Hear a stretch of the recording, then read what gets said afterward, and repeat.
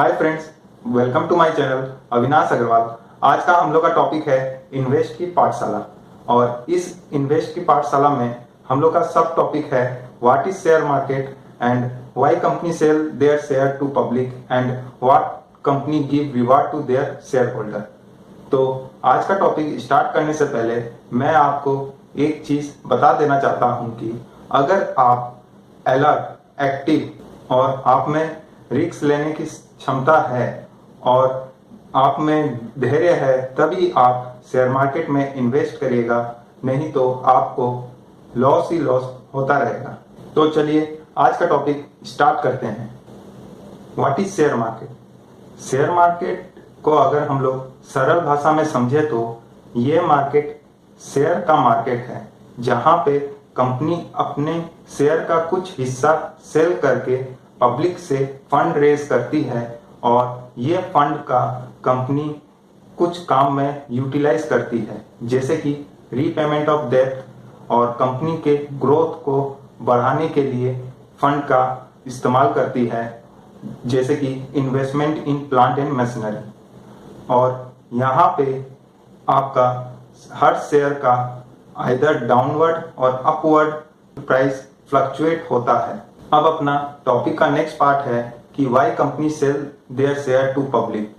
तो कंपनी इसलिए share sell करती है जिससे कंपनी बैंक से रुपया नहीं रेज करके आप लोग से, मतलब कि पब्लिक लोग से या इन्वेस्टर लोग से रुपया रेज करे। क्योंकि अगर वो बैंक से रुपया रेज करती है, मतलब कि फंड लेती है, तो उसको पर मंथ ईएमआई देना पड़ता है। और अगर इन्वेस्टर से कंपनी फंड रेज करती है सेल शेयर करके, तो इन्वेस्टर को कुछ रुपया नहीं देना पड़ता है, और जिससे कंपनी को शेयर सेल करके सबसे बिग एडवांटेज होता है कि उसका इंटरेस्ट कॉस्ट जो ईएमआई में लगता है वो बच जाता है, और साथ ही साथ कंपनी को कुछ भी सिक्योरिटी गिरवी नहीं रखना पड़ता है अगर वो शेयर मार्केट में इन्वेस्टर लोग से फंड रेज करती है। तो फ्रेंड्स, आप सभी को मालूम होगा, बट फिर भी जिन फ्रेंड्स को मालूम नहीं है उन फ्रेंड को मैं बता देना चाहता हूं कि प्राइवेट लिमिटेड कंपनी कभी भी पब्लिक लोग को शेयर्स सेल नहीं कर सकती है, और पब्लिक लिमिटेड कंपनी पब्लिक लोग को शेयर सेल्स कर सकती है मगर रिकॉग्नाइज्ड स्टॉक एक्सचेंज के द्वारा, जैसे कि एनएससी और बीएससी। बीएससी का मतलब है बॉम्बे स्टॉक एक्सचेंज और एनएससी का मतलब है नेशनल स्टॉक एक्सचेंज।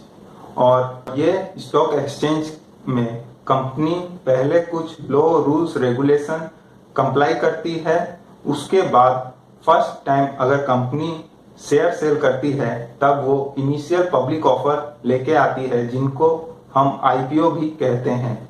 और आईपीओ के समय कंपनी एक प्रोस्पेक्टस इशू करती है जिसमें फुल डिटेल्स लिखा हुआ रहता है कि कंपनी ये फंड का जो रेज कर रही है शेयर सेल करके उसका कहाँ यूटिलाइज करेगी और क्या रिस्क फैक्टर है और कंपनी का क्या फाइनेंशियल पोजीशन है, और बहुत सारे उसमें डिटेल्स दिए हुए रहते हैं जिसका डिस्क्लोजर प्रोस्पेक्टस में देना पड़ता है। और जब आईपीओ आता है और आप उस आईपीओ में सब्सक्रिप्शन अप्लाई करते हो और उस सब्सक्रिप्शन से आपको कंपनी शेयर अलॉट करती है, तो आप कंपनी के शेयर होल्डर होते हैं।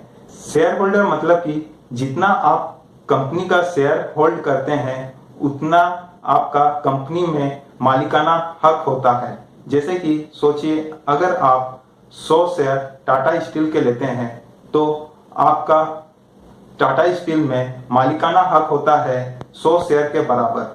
अब अपना टॉपिक का नेक्स्ट पार्ट है what company give reward to their share holder. तो अगर आप कोई कंपनी का कुछ शेयर होल्ड करते हैं और वो कंपनी प्रॉफिट जनरेट करती है, मतलब कि प्रॉफिट कमाती है, तब उस प्रॉफिट का कुछ हिस्सा कंपनी अपने शेयर होल्डर को डिविडेंड के रूप में रिवॉर्ड देती है।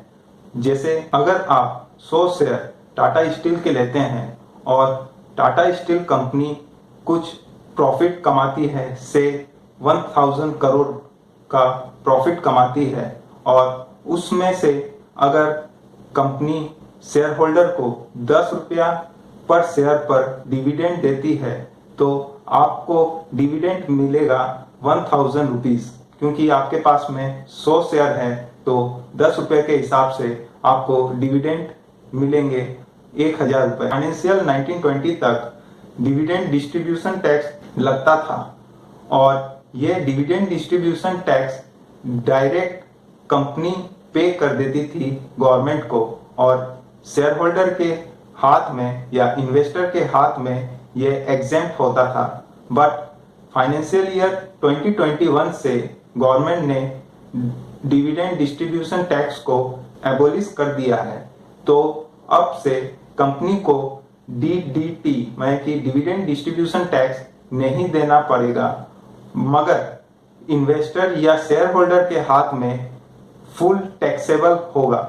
और अगर शेयर होल्डर को कंपनी डिविडेंड 5000 से ज्यादा देती है तो कंपनी TDS 7.5% काट के डिविडेंड शेयर होल्डर को देगी और ये 7.5% का TDS रेट 31 मार्च 2021 तक है।